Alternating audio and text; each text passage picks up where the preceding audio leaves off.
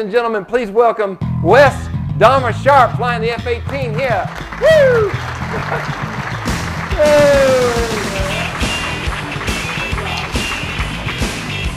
And we stand, no kidding, humbly before you today as people that have done a dangerous job for our entire adult lives and gotten away with it. And we learned a lot of things along the way, and hopefully we can share some of those with you today.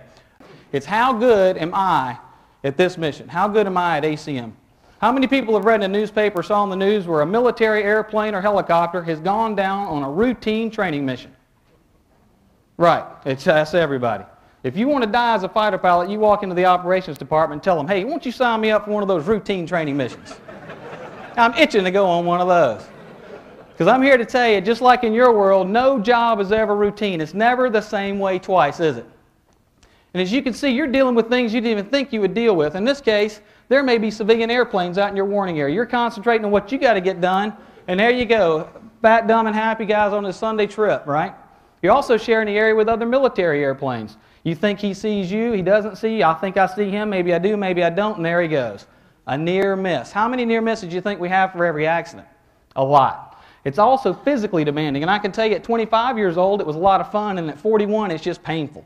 It's just flat painful. You're going from 40,000 feet to 500 feet. You're going from 7.5 positive G's to -1 G. Your vision is reduced to where you're looking out of a soda straw. It's hard to maintain consciousness. You're throwing switches. You're focusing inside, outside.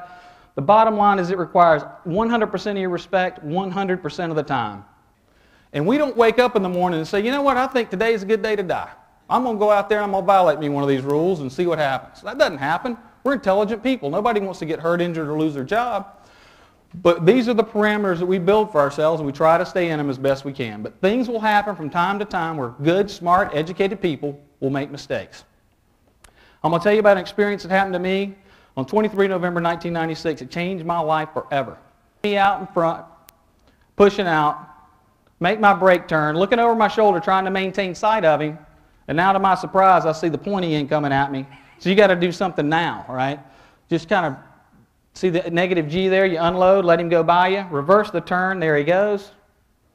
Pull up, and now you got to select the right weapon, because these shots are very fleeting and they don't last very long, obviously. Then you put the pipper on him and kill him. Okay? How do you think I'm feeling right now? I just had him start behind me in full afterburner with a better airplane, and due to no fault of my own, or no skill of my own, I shot him. So how do you think I'm feeling? Yeah, I'm feeling pretty good. Yeah. But conversely, how do you think he's feeling? Not too good, right?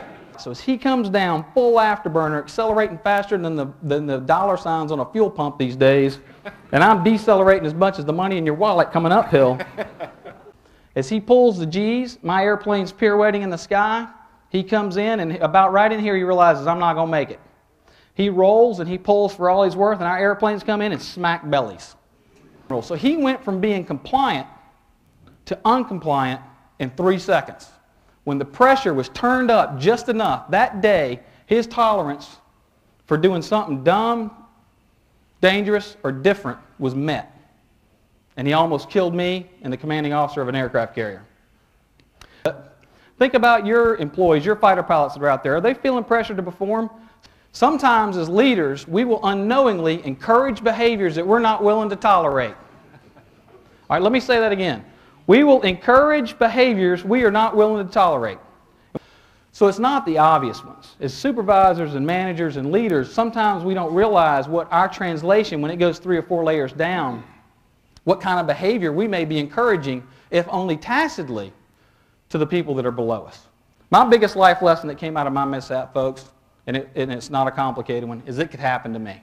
I was no longer one of those people that stuck in the back of the room and threw darts at the people that got hurt or killed and said, well, I would never do that. That's stupid. Of course you got hurt.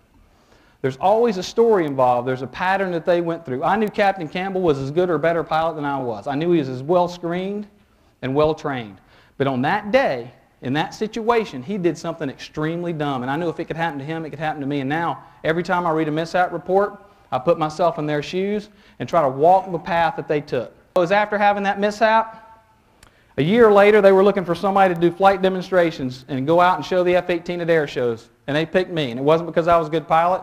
They said, you are the last person on the planet to go out and do something dumb, dangerous, or different. Right? You've been through it, you know it. So you're going to go out and do these air shows. And I'm not a handsome man, but I can tell you, you take an F-18 on the air show circuit and have a story of a midair, and it's better than taking a puppy to the beach, let me tell you. And I was able, through all the tools necessary, go out and convince that lady to marry me, all right? One thing I did know, and I learned that day, people ask me who I work for, I don't say American Airlines, I don't say Target Leadership, I don't say the Marine Corps, I say I work for those folks. I work for me and my family, and if I have that in the back of my head, every time I go to a crossroad to make a decision, good or bad or indifferent, I'll always break their direction. I'll work for them, and I'm not going to do anything to jeopardize my livelihood or my life. And if you got that going, then you got the battle won.